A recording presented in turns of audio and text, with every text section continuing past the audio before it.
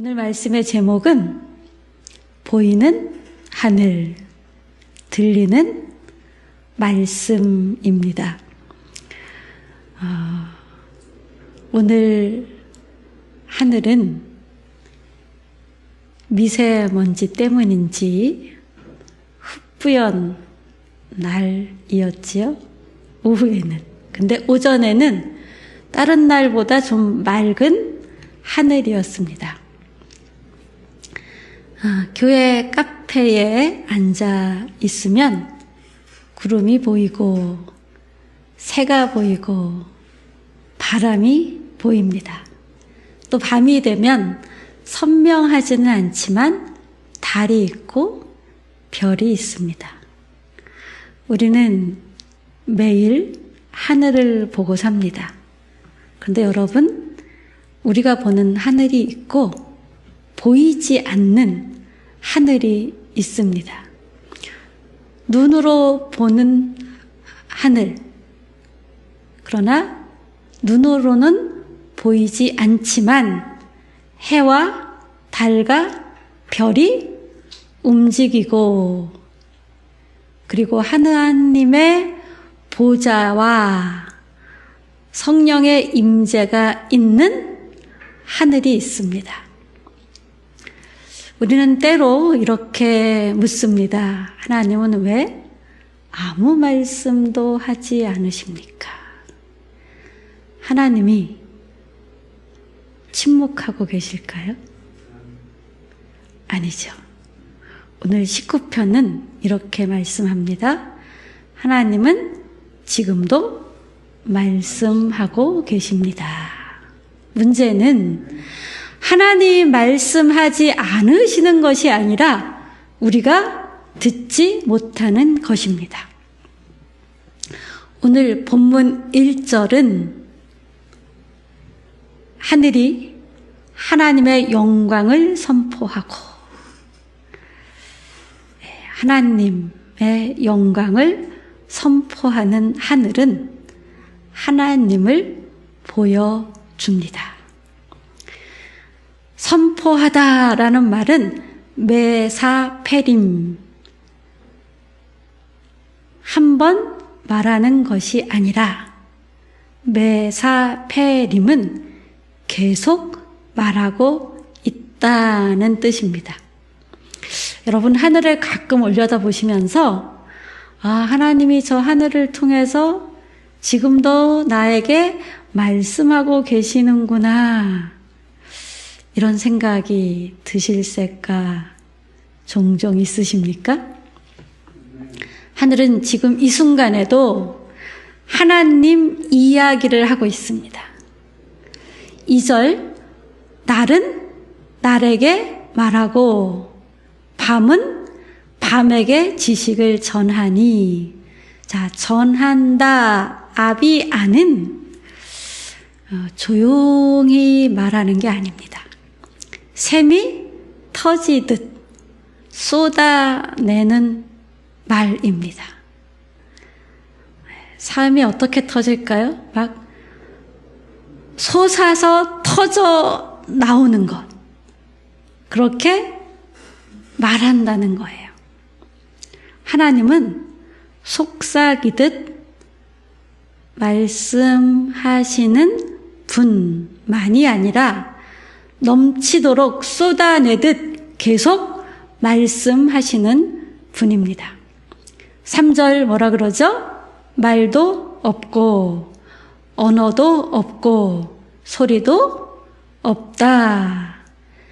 자, 말도 없고 언어도 없고 소리도 없습니다. 그런데 들립니다. 하나님은 침묵하신 적이 없으십니다. 우리가 못 들었을 뿐입니다. 여러분, 실제로 이런 일이 있었습니다. 우주를 다녀온 사람 유리 가가린은 나는 하나님을 보지 못했다, 이렇게 말했습니다. 그런데 또 한 사람, 아폴로 15호 우주 비행사인 제임스 어휘는 이렇게 말했습니다.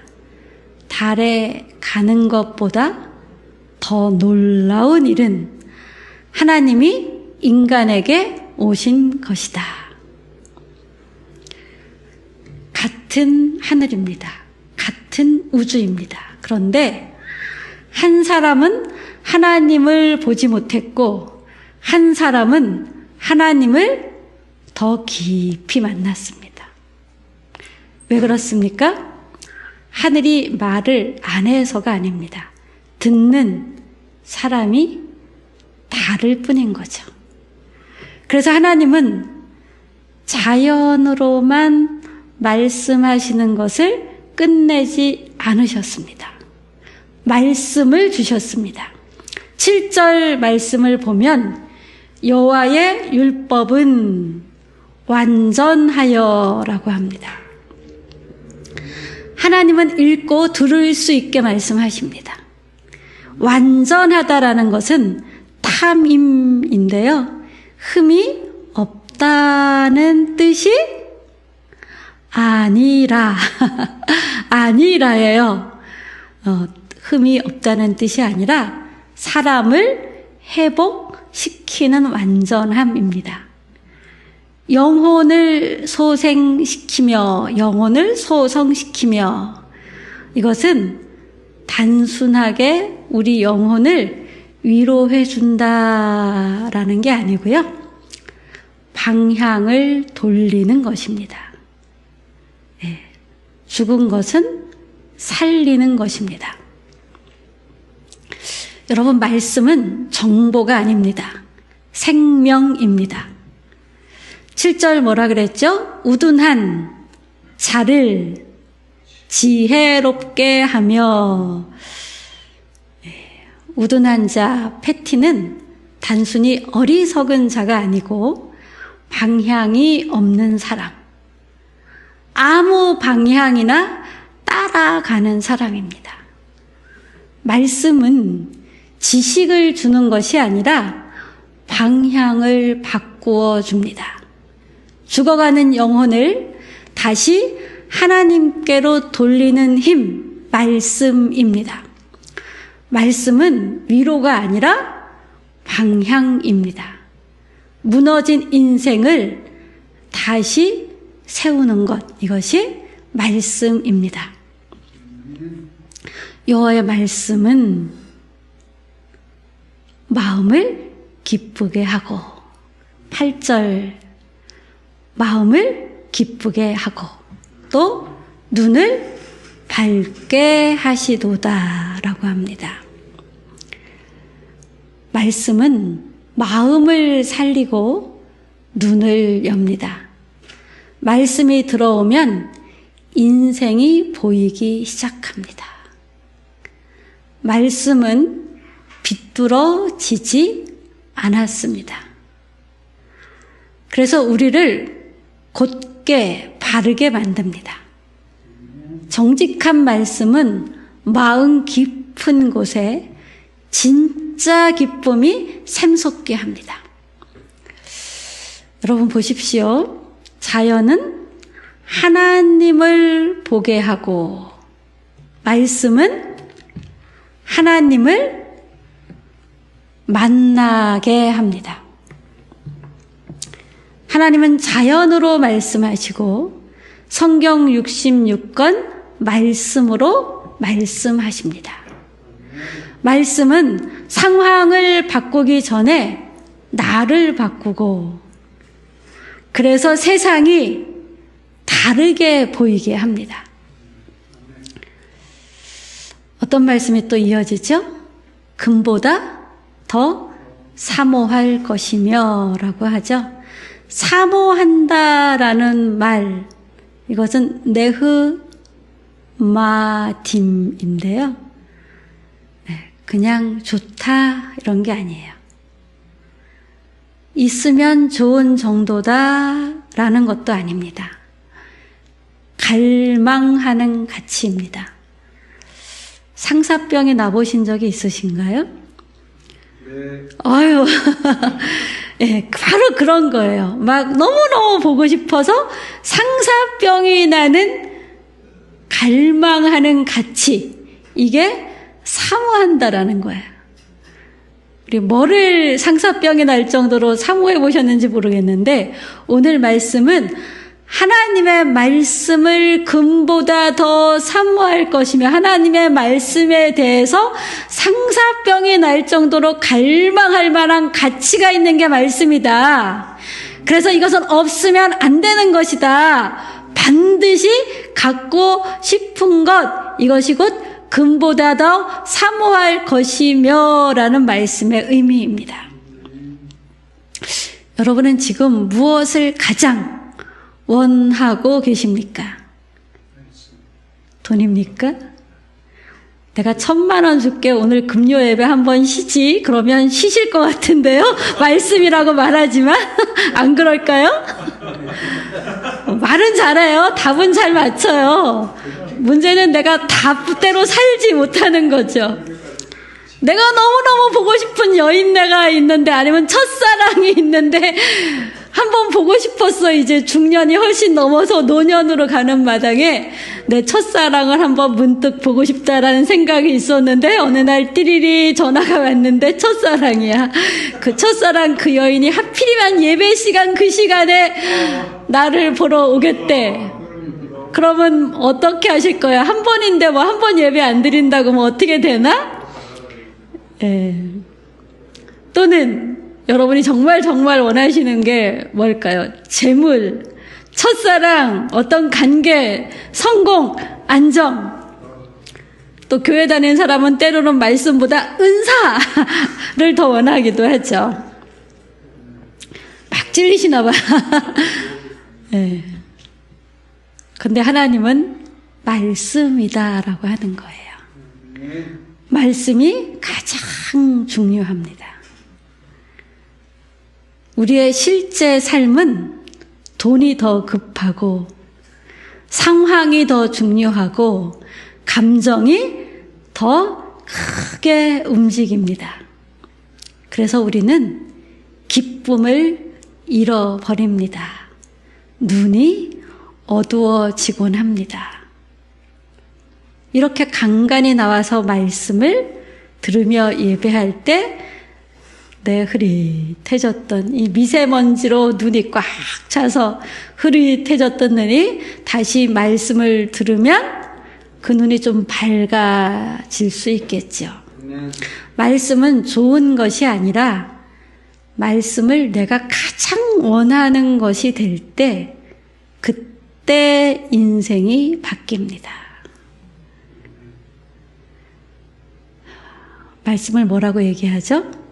꿀과 송이 꿀보다 더 달도다.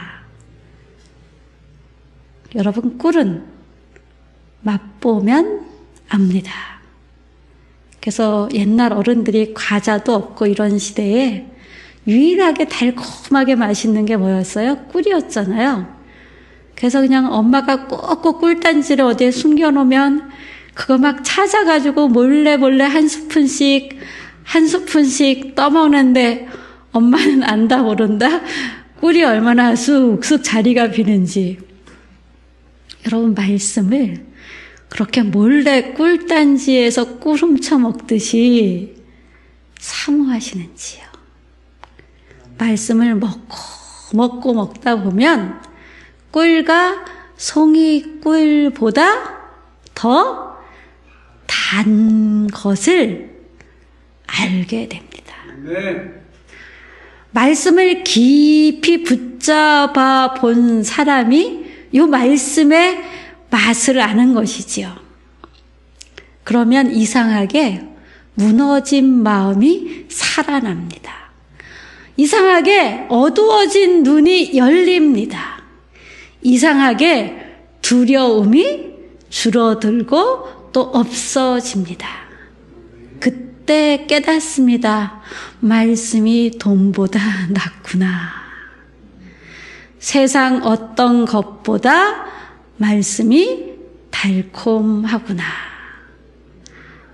많은 사람들이 주님밖에 없어요. 주님만 섬길래요. 다 남자도 소용없더라. 여자도 소용없더라. 이렇게 결혼해서 살다가 배우자에게 지친 영혼들이, 또 있는 애인에게 지친 영혼들이 정말 하나님밖에 없어요. 이러다가는 다시 어느 순간에 눈이 까덕 돌아가고 마음이 휙 돌아가서 하나님보다 저 여자입니다. 하나님보다 저 남자입니다. 막 이러면서, 우리 사랑이잖아요. 하나님이 사랑이시라면서요. 이러면서 불륜 행각을 숨어서 버리는 썩은 영혼들이 있어요. 짐승의 영으로 변해가는 영혼들이 있습니다. 우리가 지난주에 살펴봤나요? 언제 봤죠? 작은 타협이 어떻게 한다고요? 내 인생의 방향을 바꿔버린다고요. 말씀 앞에 서면 우리는 반드시 일어설 수 있습니다. 말씀이 우리 안에 깊이 들어오기 시작하면 반드시 한 가지 일이 일어나는데요. 어떤 일이 일어나냐 하면 12절, 자기 허물을 능히 깨달을 자 누구리요? 나를 숨은 허물에서 벗어나게 하소서라고 하잖아요. 자, 말씀이 들어오면 나의 허물이 깨달아집니다. 숨은 허물, 남은 모르는, 나만 아는 죄가 전에는 죄라고 생각하지 않았던 것이 죄로 깨달아진다는 거죠. 내가 몰랐던 나의 모습, 내가 괜찮다고 여겼던 부분, 또는 성격이야 라고 하면서 넘겼던 부분, 사소하다고 무시했던 부분이 숨은 죄와 허물로 깨달아진다는 거예요. 여러분, 왜 우리가 회개하지 못할까요? 죄가 없어서가 아닙니다. 죄를 보지 못해서입니다. 말씀이 약하면 죄가 보이지 않습니다. 그러나 말씀이 강해지면 나의 숨은 죄까지 보입니다.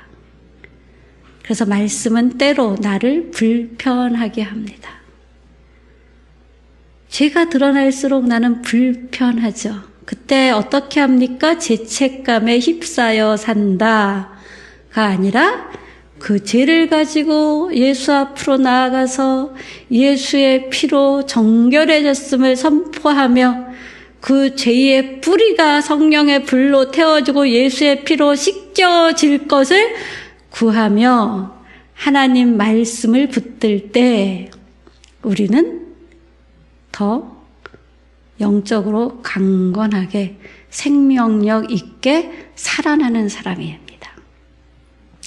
내 영적 내면이 바뀌면 어떻게 됩니까? 내 영적 내면이 바뀌면 나를 대하는 사람이 바뀌어요.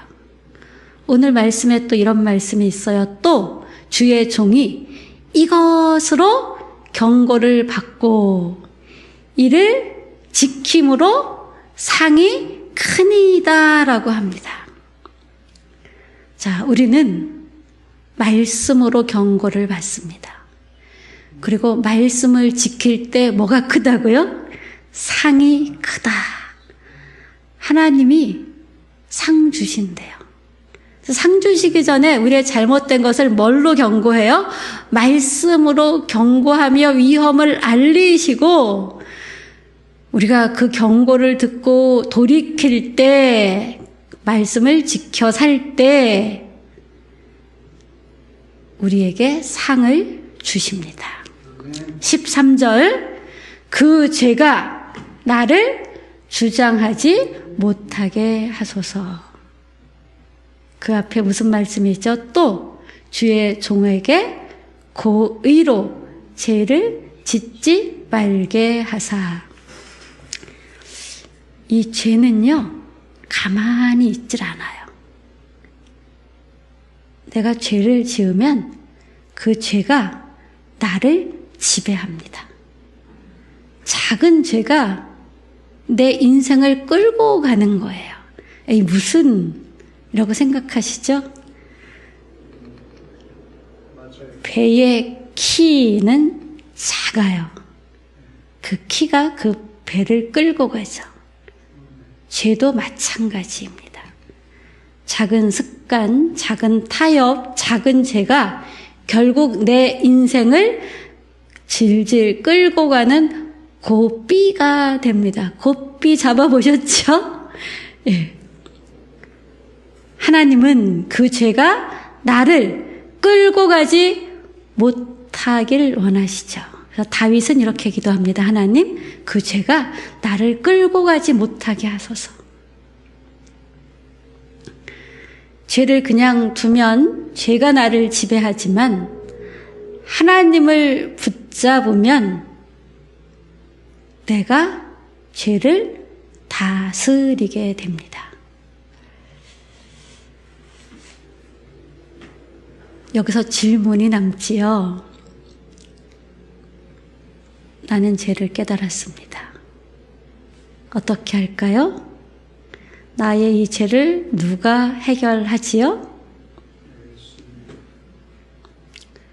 하나님은 율법으로만 말씀하지 않으셨지요.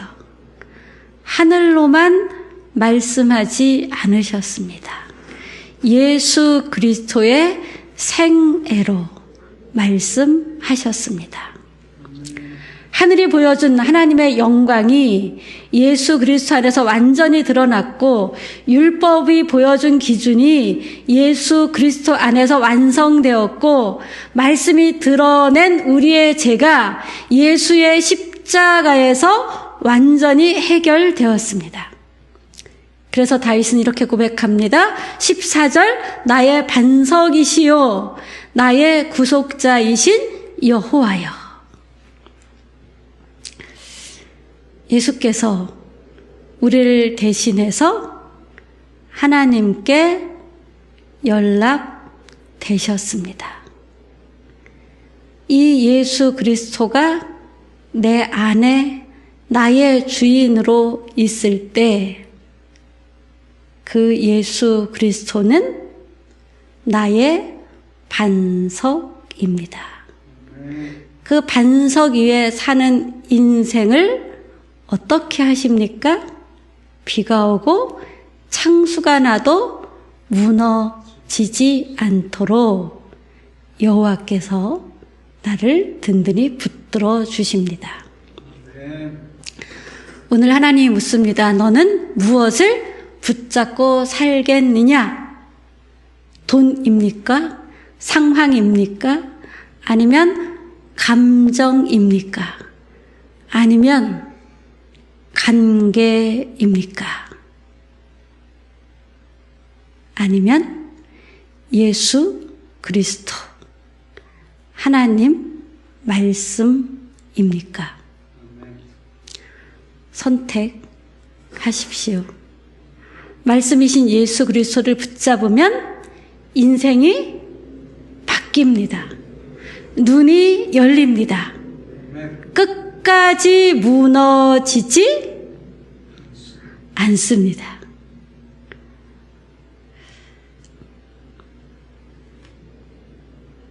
오늘 하나님 아버지 앞에서 보지 못했던 죄를 보게 하시고 듣지 못했던 말씀을 듣게 해주십시오.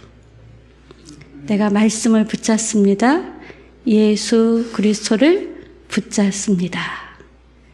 이것이 여러분의 고백이 되시길 바랍니다. 기도합니다. 하나님, 보지 못했던 죄를 보게 하여 주시옵소서. 말씀을 좋은 것이라고 여기는 정도가 아니라 가장 가장 원하는 것이 되게 해 주십시오. 작은 죄가 나를 지배하지 못하도록 붙들어 주십시오. 내 영혼이, 우리의 영혼이 오직 말씀으로 다시 살아나도록 은총을 베풀어 주십시오. 내 말과 마음이 하나님께 연락되는 삶이 되도록 큰 은혜를 부어 주십시오. 예수님 이름으로 기도합니다. 아멘. 아멘. 예, 우리 찬양 한 곡 부르고 기도하도록 합니다.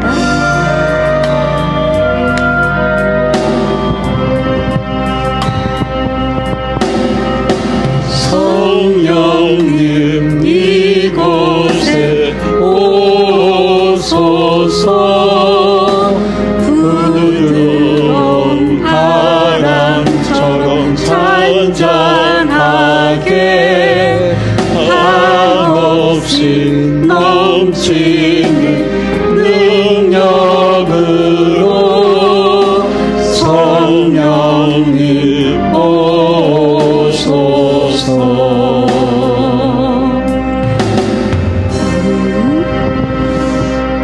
우리 함께 기도하는 이 시간 성령님이 오셔서 우리의 영적인 눈을 띄워주시고 나의 죄를, 우리 가정, 우리 가문의 죄를, 이 지역, 이 나라 민족의 죄를